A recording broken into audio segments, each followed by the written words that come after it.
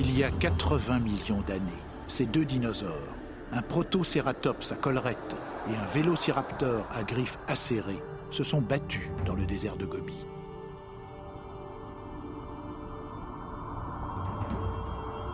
Leur combat mortel a été, on ne sait comment, immobilisé dans le temps.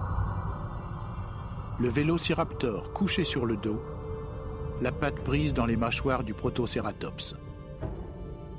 C'est un fossile extraordinaire. Une porte ouverte sur les mystères de la vie et de la mort à l'âge des dinosaures.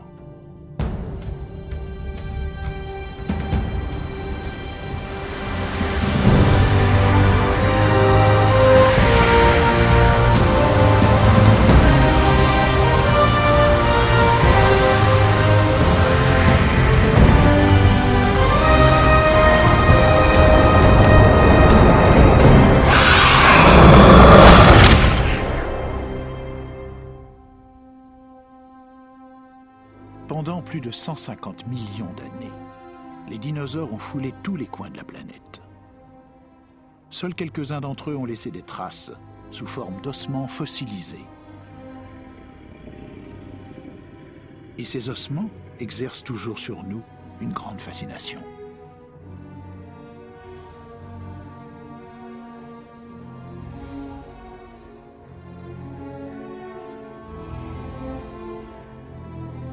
Les formes et les tailles de ces dinosaures sont d'une étonnante variété.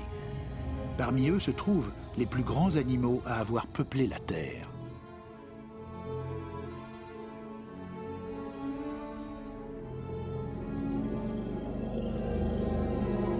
Les paléontologues qui étudient les êtres vivants préhistoriques découvrent aujourd'hui plus de dinosaures que jamais auparavant. Et ces traces fossilisées leur permettent de reconstituer non seulement leurs étranges squelettes, mais aussi leur vie. Voici par exemple un séismosaure, animal herbivore à long cou. Il vivait au Nouveau-Mexique à la période jurassique, il y a 150 millions d'années, lorsque de nombreux dinosaures ont atteint une taille gigantesque. Séismosaure signifie lézard qui fait trembler la terre. Et ses pas ont en effet dû secouer le sol du paysage jurassique. Mesurant près de 40 mètres, ce dinosaure est parmi les plus grands fossiles jamais découverts. Fait étrange, quand on l'a mis à jour, on a trouvé environ 240 pierres rondes et lisses à l'intérieur et autour de son énorme cavité stomacale.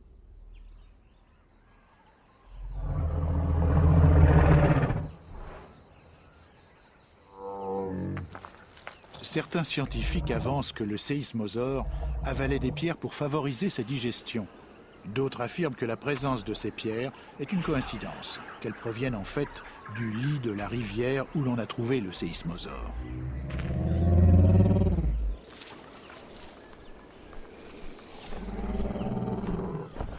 Cet animal pesait plus de 30 tonnes, autant que 8 éléphants. Et consommait quotidiennement des centaines de kilos de végétation.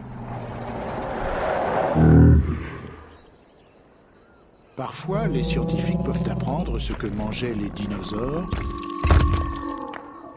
en examinant les indices laissés dans leurs déjections fossilisées.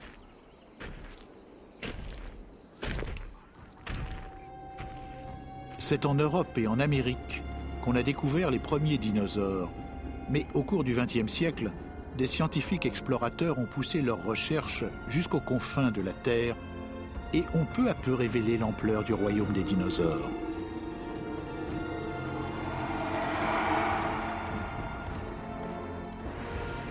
Le désert de Gobi s'étend sur 1 300 000 km² en Mongolie et en Chine, les terres sur lesquelles régnait jadis Gengis Khan.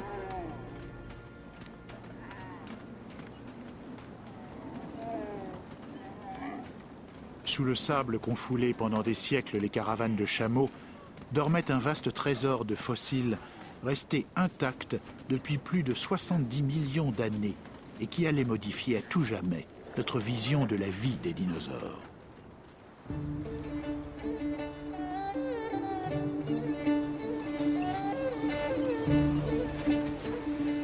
des années 20, une équipe scientifique, parrainée par le Musée américain d'histoire naturelle, partit à la découverte de ce désert encore peu connu. Le chef d'équipe se nommait Roy Chapman Andrews.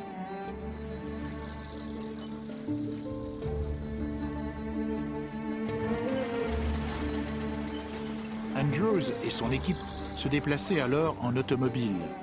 C'était parmi les premières grandes expéditions à utiliser un transport motorisé pour explorer l'Asie centrale. Pour assurer le ravitaillement de l'expédition quand le poste d'essence le plus proche se trouvait à 1500 km, Andrews eut l'idée d'envoyer en éclaireur des caravanes chargées de nourriture et de carburant.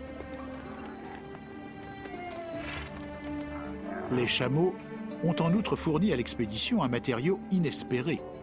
Leur pelage d'hiver, qui se détachait en fin de saison, était parfait pour l'emballage des fossiles si fragiles. La Mongolie était une terre dangereuse, peuplée de bandits nomades, mais Andrews, réputé pour être le modèle original d'Indiana Jones, se réjouissait de l'aventure. Jamais ailleurs je n'ai ressenti ce que j'ai ressenti en Mongolie. Une espèce d'exultation. Quelque part, dans les profondeurs de ce vaste, ce silencieux désert, reposaient les traces de ce passé que j'étais venu chercher.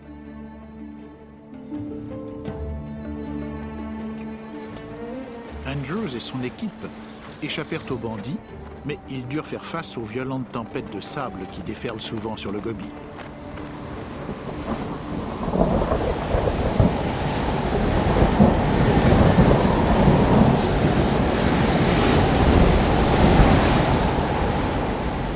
À leur grand étonnement, chaque nouvelle tempête dévoilait une foule d'ossements.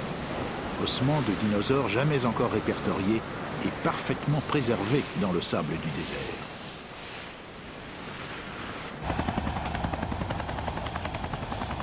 Mark Norrell et Mike Novacek du Musée américain d'histoire naturelle ont suivi les traces d'Andrews. Chaque année depuis 1990, ils mènent des expéditions dans le désert de Gobi.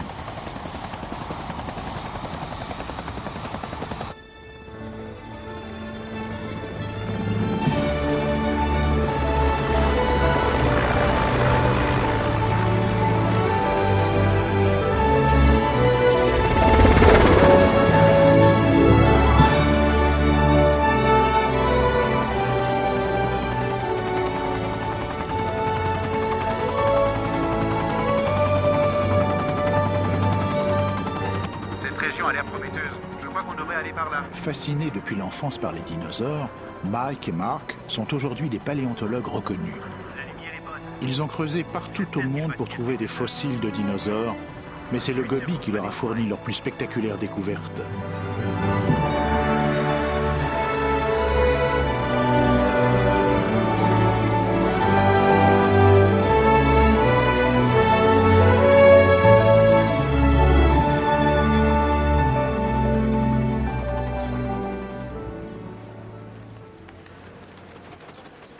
Le professeur Julia Clark est arrivé à Ulaanbaatar, capitale de la Mongolie, avec les étudiants en maîtrise et au doctorat Alan Turner et Amy Balanov pour préparer l'expédition de cette année. Je me souviens d'avoir passé le temps. Ils font partie de l'équipe qui rejoindra Mike et Mark dans le désert. Ce sera mon 6e été dans le Gobi. La Mongolie s'est avérée si riche en fossiles que chaque année nous sommes certains de faire de grandes découvertes.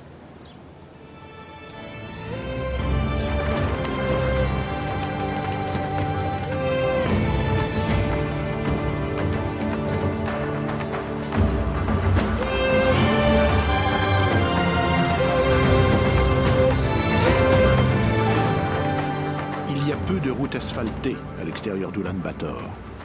La destination de l'équipe dans l'ouest du Gobi se situe à au moins 3 jours d'ici. Un voyage à la Mad Max, dans des plaines chaudes et poussiéreuses et par des cols escarpés.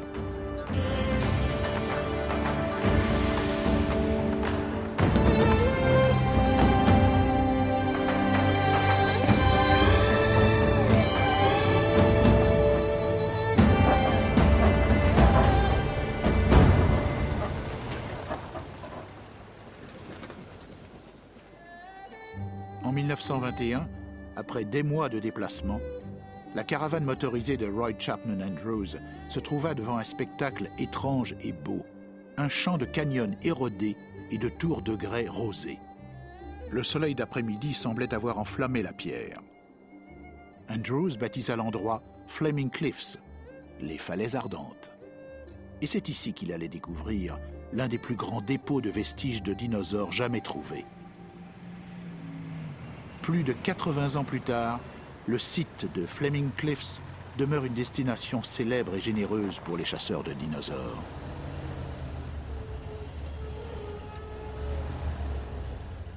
Pour trouver des dinosaures, les paléontologues doivent d'abord dénicher les bons endroits. Ils savent que les fossiles sont préservés dans certains dépôts rocheux. Au départ, leur seul outil doit être un regard perçant. De minuscules fragments osseux en surface sont témoins de ce qui pourrait être le squelette entier d'un dinosaure. Il y a beaucoup d'ossements ici. C'est toujours un bon endroit. Jette un coup d'œil à ça. À quoi? Un œuf. Avec leurs décennies d'expérience, Mike et Mark repèrent et identifient facilement les fossiles. Oh, il est beau celui-là. Pour Amy et Alan, qui débutent sur le terrain, c'est la meilleure façon de développer leur propre talent. C'est ma première visite au Gobi avec Mark et les autres. Je suis très heureux de poursuivre cette tradition qui remonte à Roy Chapman Andrews. Je ne sais pas par où. Les expéditions dans le Gobi se font en collaboration avec l'Académie des sciences de la Mongolie. Cette année, l'étudiante aux études supérieures Boldra Menjin de Mongolie s'est jointe à l'équipe. Mon père est paléontologue. Quand il m'a montré pour la première fois un squelette géant trouvé en Mongolie, je n'arrivais pas à croire que de tels animaux avaient vécu ici. Depuis, je suis fascinée par la recherche de fossiles. Judy!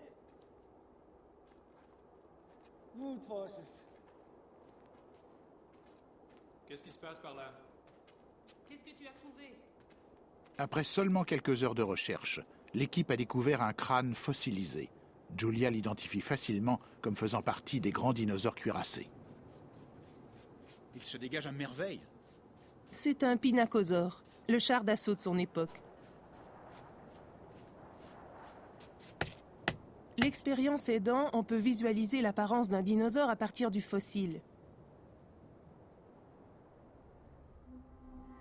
Les pinacosaures et leurs cousins, comme ce Tarkia, étaient bâtis pour assurer leur défense.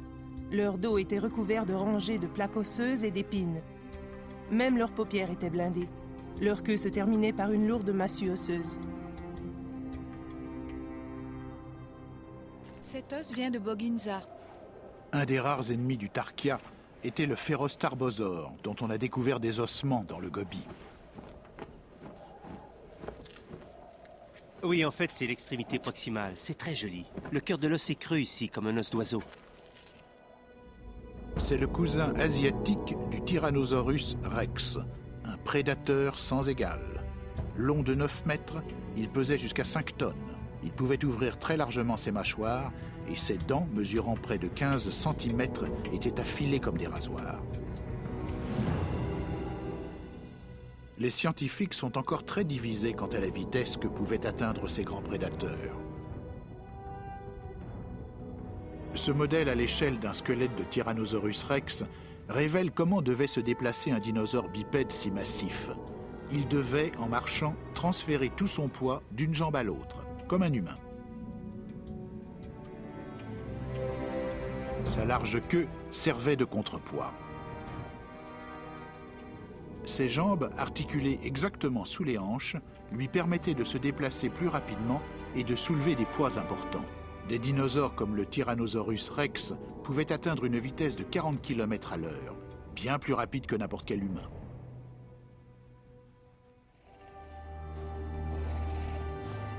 Le Tarbosaure était au sommet de la chaîne alimentaire dans la région de l'Asie aujourd'hui occupée par le désert de Gobi.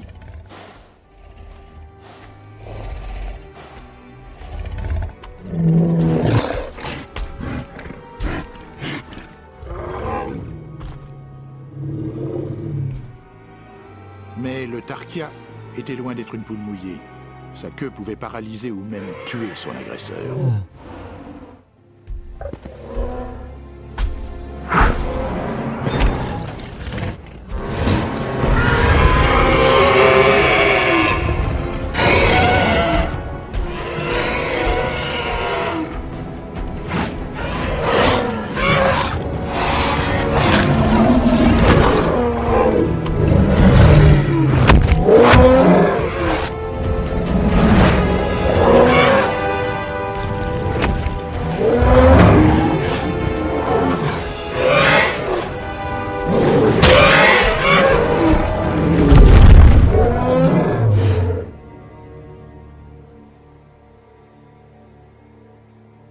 cours des années 20, les expéditions menées par Andrews ont découvert plusieurs dinosaures jusqu'alors inconnus.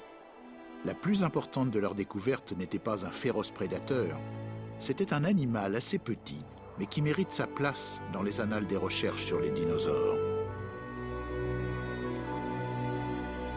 Ils ont été les premiers à trouver des œufs de dinosaures, dans des nids ronds, à même le sol.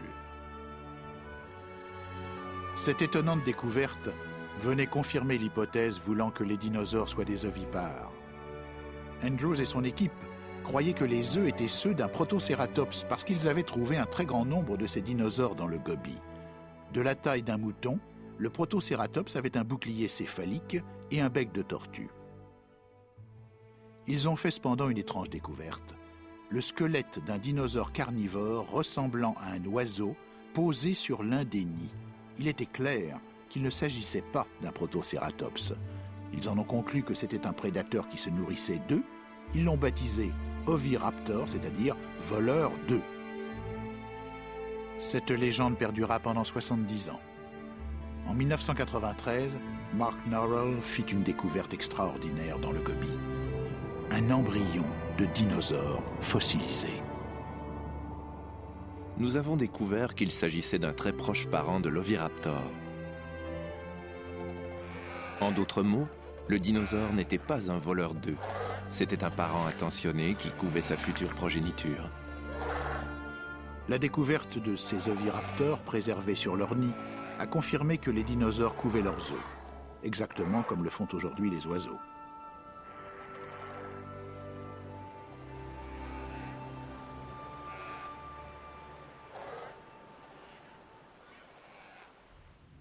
Bien des dinosaures du Gobi ont été remarquablement préservés à la fois des prédateurs et de l'érosion. C'est le cas non seulement de ces oviraptors, mais de bien d'autres, comme de ces dinosaures en train de se battre.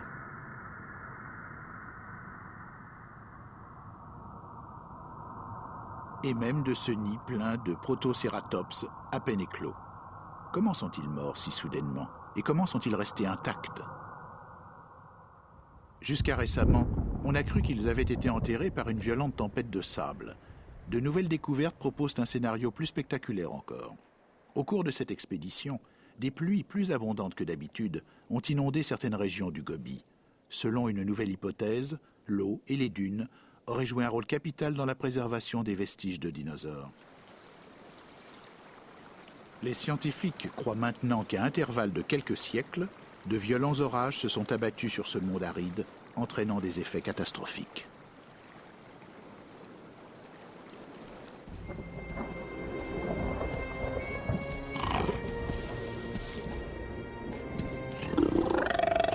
Les habitants ne pouvaient savoir ce qui allait fondre sur eux. 2 vélociraptors, rapides, agressifs, partent en chasse et s'approchent d'un groupe d'oviraptors en train de couver, sans savoir qu'ils s'apprêtent à faire leur dernier repas.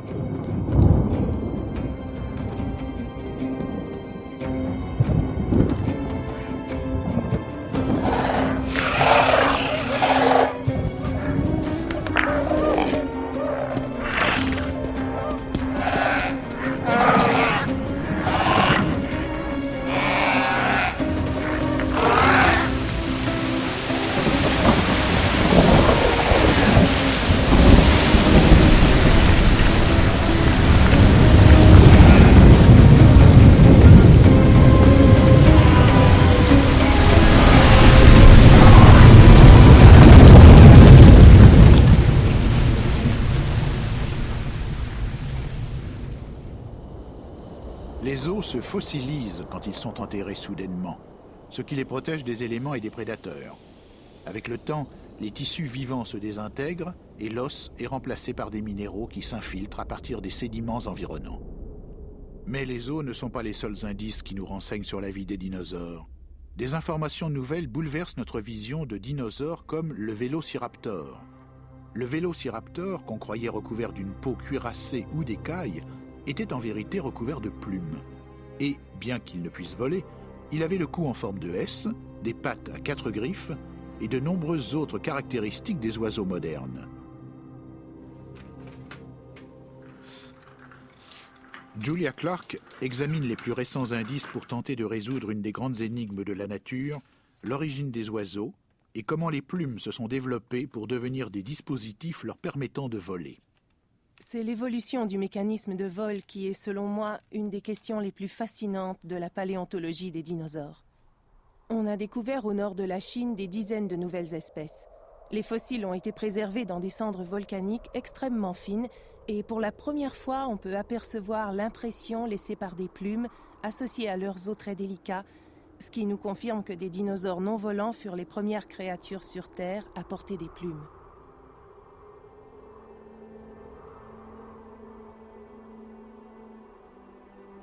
Mais une espèce de dinosaure au moins, dont ce Confucius sornis, récemment découvert en Chine, a développé les structures corporelles et la sorte de plumes qui lui ont permis de prendre son envol.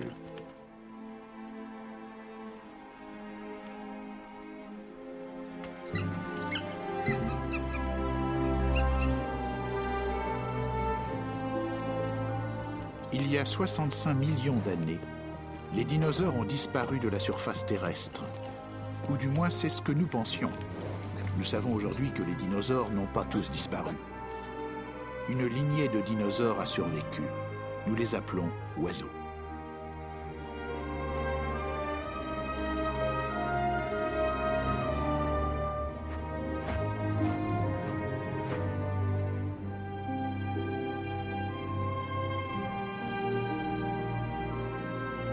La Mongolie est un lieu propice à la découverte de certains des derniers dinosaures non volants qui ont habité notre planète.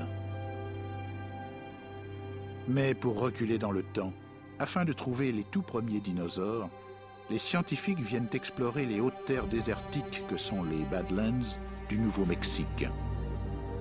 Cette terre est porteuse d'une histoire humaine extrêmement turbulente, où figurent les Indiens Pueblos, les conquistadors espagnols, les cowboys et les voleurs de bétail. Mais son histoire animale et minérale est plus riche encore. Elle s'étend sur 200 millions d'années. C'est un des rares lieux où les formations rocheuses recouvrent l'époque des dinosaures. Plus la couche est profonde, plus âgée est la roche. Tout en haut, la pierre du Crétacé.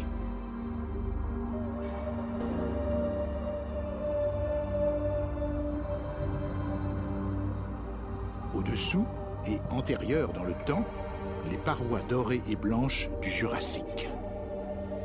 Enfin, près du sol, la plus vieille couche, les Badlands triasiques, quand les dinosaures ont fait leur apparition.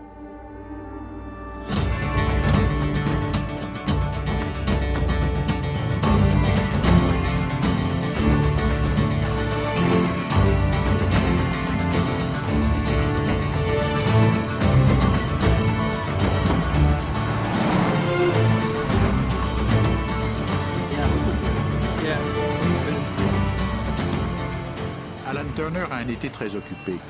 En plus d'explorer le désert de Gobi, il travaille avec cet autre étudiant, Sterling Nesbitt, sur un site de fouilles dans un endroit appelé Ghost Ranch. C'est ici, dans ces Badlands? Oui, absolument. Je crois que c'est très intéressant. Sterling a été élevé dans le sud-ouest et s'est abreuvé de lectures sur les dinosaures et les étonnantes découvertes à Ghost Ranch. Depuis mes 15 ans, j'ai passé chaque été à chercher des dinosaures. J'ai toujours voulu être paléontologue. Alors cette occasion de participer à des fouilles à Ghost Ranch, c'est l'accomplissement d'un rêve.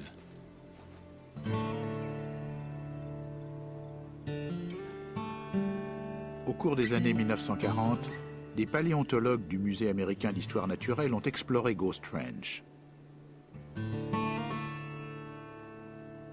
Ils ont découvert de riches lits de fossiles âgés de 220 millions d'années. Ils contenaient des centaines d'ossements d'une espèce de dinosaure tout petit, très ancien, aujourd'hui considéré comme l'ancêtre des dinosaures carnivores. Baptisé Coelophysis, il pouvait atteindre 3 mètres et peser 45 kilos. Sa taille et les os de ses pattes indiquent qu'il pouvait courir rapidement.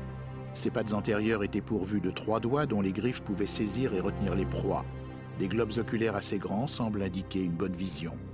Tout compte fait, cela donne un prédateur efficace.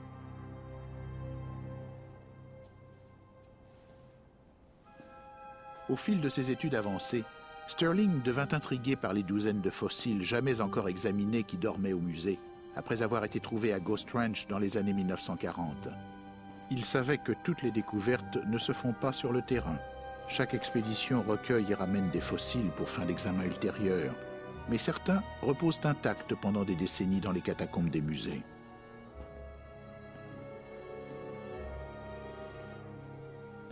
C'est incroyable. Quand on sillonne ces catacombes qui contiennent des dizaines de milliers d'os de dinosaures, certains toujours enrobés de plâtre, et qu'on se rend compte qu'ils ont été trouvés par ces paléontologues si célèbres, de penser qu'on a la chance de voir ce qu'ils ont vu pour la première fois en 70 ou 80 ans, c'est vraiment impressionnant.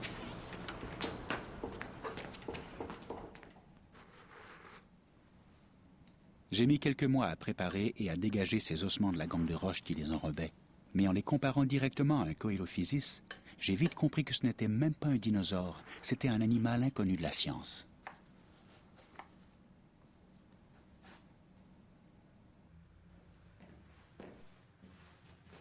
Salut les gars, les préparatifs sont terminés.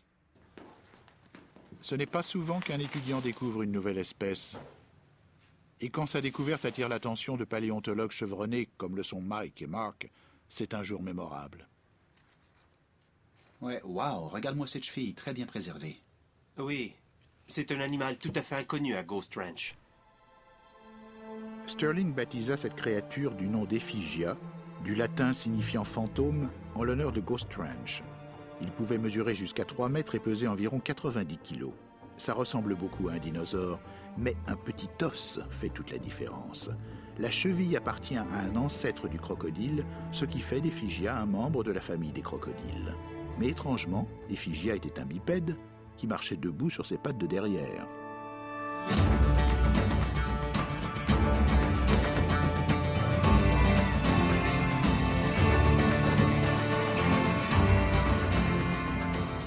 Après avoir découvert Ephigia, je tenais absolument à aller au Nouveau-Mexique. C'est un bien beau crâne de Coelophysis, on dirait. Ma première visite fut pour Alex Downs, conservateur en paléontologie à Ghost Ranch, qui travaille sur le Coelophysis depuis de nombreuses années. À l'extrémité de son crâne.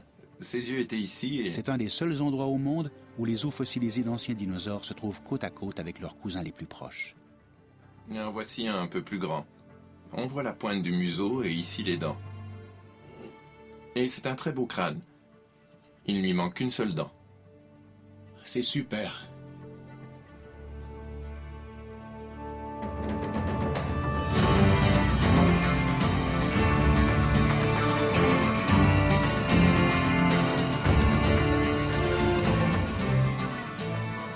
Pour des étudiants comme Sterling et Allen qui travaillent la majeure partie de l'année dans des salles de classe et des labos, l'occasion de passer quelques semaines dans un environnement chaud et poussiéreux à la recherche de dinosaures est une bénédiction. Il y en avait un hier. Les nouvelles fouilles à Ghost Ranch sont menées conjointement par l'Université de Berkeley en Californie et le Musée américain d'histoire naturelle de New York. Une fois les strates supérieures déblayées, les étudiants se rendent vite compte qu'ils sont tombés sur un énorme site de fossiles. Je vais essayer de circonscrire ce bloc avec une tranchée. Je crois qu'on y trouvera d'autres ossements de thérapsidiens. Oh, chouette. Et toi? Ça, c'est un numérus qui a l'air de venir d'un spinosauridé, un parent proche des dinosaures. Pour les paléontologues, la plupart du travail doit être accompli en position C'est dans la allongée. couche située entre l'argile et le conglomérat. Ah, ça va être super. Et vous, vous avez trouvé quoi? Un très bel os du talon de phytosaure, un calcanéum bien à sa place dans le conglomérat. On rêve de dresser le tableau des créatures du Triasique tardif. Non, on dirait qu'il est isolé. C'est dans le conglomérat inférieur? Ouais, c'est ça. C'est ce à quoi ressemblait leur habitat et là où ils s'inséraient dans l'arbre généalogique des reptiles.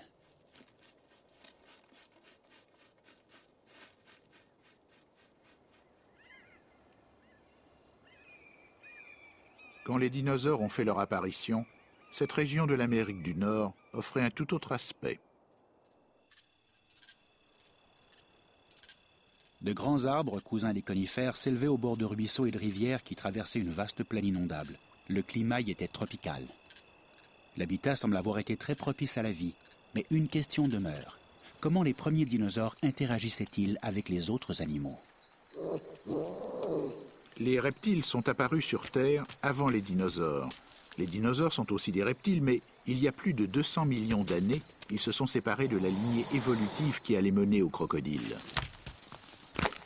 Ephigia fut l'un des premiers ancêtres du crocodile.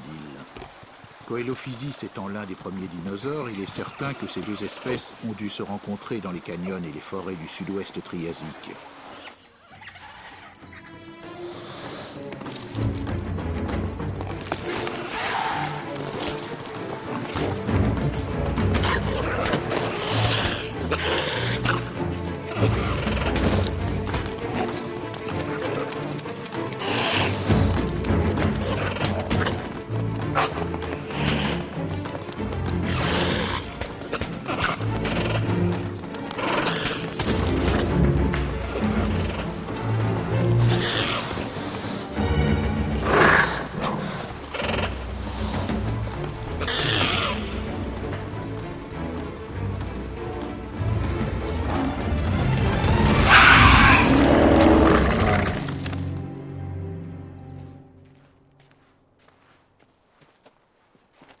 C'est dans la perspective de nouvelles découvertes touchant les dinosaures que Mike, Julia et Mark sont à Ghost Ranch. Ils veulent constater par eux-mêmes.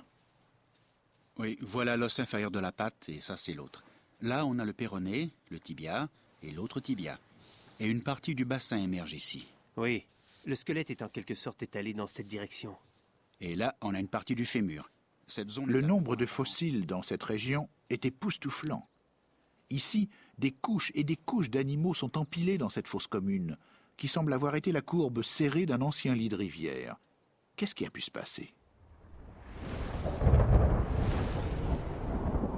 Le paysage des hautes terres désertiques est spectaculaire, tels d'ailleurs les orages soudains qui peuvent transformer des canyons desséchés en rivières mortifères, comme cela a dû se produire à l'époque des dinosaures.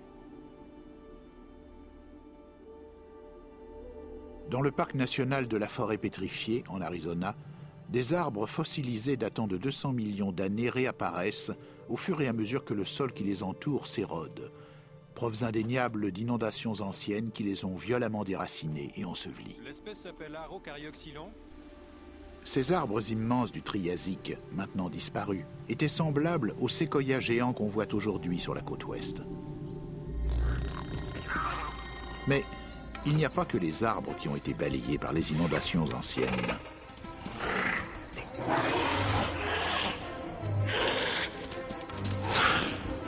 Les premiers dinosaures, comme le Coelophysis, étaient toujours sur la défensive.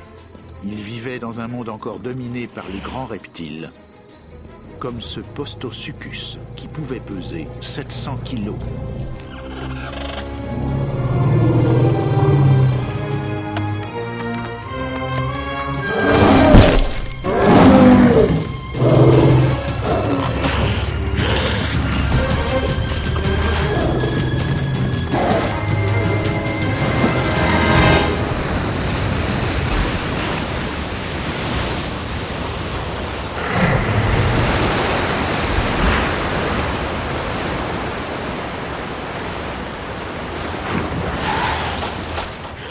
Soudaine amassait les cadavres des reptiles et des dinosaures noyés et les laissait là, en dépôt concentré.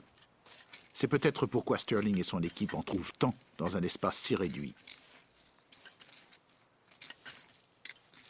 Quand ils trouvent un squelette, ils déblaient avec soin son pourtour, puis le couvrent d'une enveloppe faite de plâtre et de papier toilette qui est toujours si commode sur le terrain. Cela protège les fossiles pour le transport vers le laboratoire, où les os seront délicatement séparés de la gangue de roches. Les fouilles de cet été à Ghost Rock ont été plus productives encore que ce que nous avions espéré. Nous avons fait la découverte très excitante de ce qui pourrait s'avérer une nouvelle espèce de dinosaure.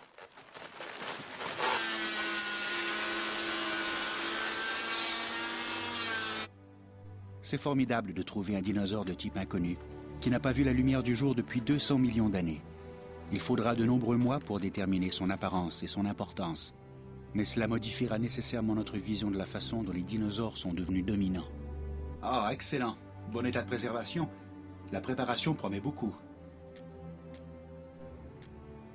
Il y a des choses que les fossiles ne peuvent pas nous apprendre, et que nous ne saurons peut-être jamais, comme la couleur des dinosaures ou le son de leurs cris.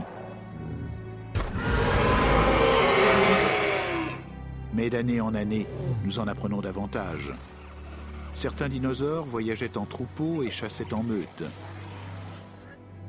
Nous savons qu'ils faisaient des nids, protégeaient leurs œufs et probablement veillaient sur leurs petits. Certains fossiles nous ont appris qui étaient les chasseurs et qui étaient les proies. Que les plumes sont apparues d'abord sur des dinosaures qui ne volaient pas avant que ne se développent les oiseaux.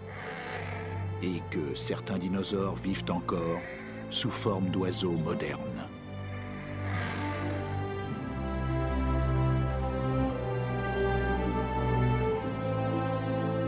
Ceux qui aiment explorer les énigmes de l'histoire de la vie sur Terre se doivent de rendre visite à des lieux comme Ghost Ranch et les Flaming Cliffs. Il est difficile d'imaginer notre vision de ce que nous sommes et d'où nous venons sans les traces ensevelies sous nos pieds. Pour de jeunes paléontologues comme Sterling et Allen, l'aventure ne fait que commencer. Il y a 3/4 de siècle, Roy Chapman Andrews a découvert un nouveau monde de dinosaures au pied des Flaming Cliffs.